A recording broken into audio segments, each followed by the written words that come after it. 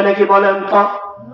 আর ঘরের মধ্যে রাখবে না। এত দামি খাট বানাইলাম, এত সুন্দর দামি বানাইলাম, জিনিসের মধ্যে ঘর থেকে বের করে লাশটা বাইরে নিয়ে আসবে, আনার পরে কাফন দাফন সাজায়া কত সুন্দর কাপড় আপনার আছে। একটা জ্যাকেটের দাম 20,000 টাকা, একটা প্যান্টের দাম 2,000 টাকা।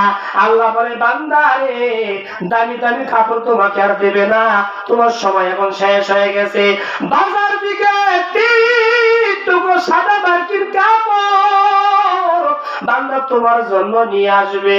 এই কাপড়টা তোমাকে দিয়া সাজায়া গোজায়া কবরে রেখে আসবে। কবরের মতো কেউ নাই।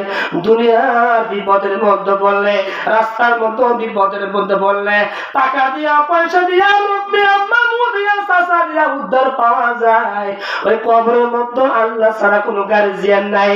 তাই আল্লাহ বলে আফালাম ইয়ালামু ইযা বুশিরা মা ফিল কুবুর ওয়া হুসিলা মা ফিস সুদুর ইন্না রাব্বাহুম বিহিম ইয়াওমা ইযিল লাখাবীর।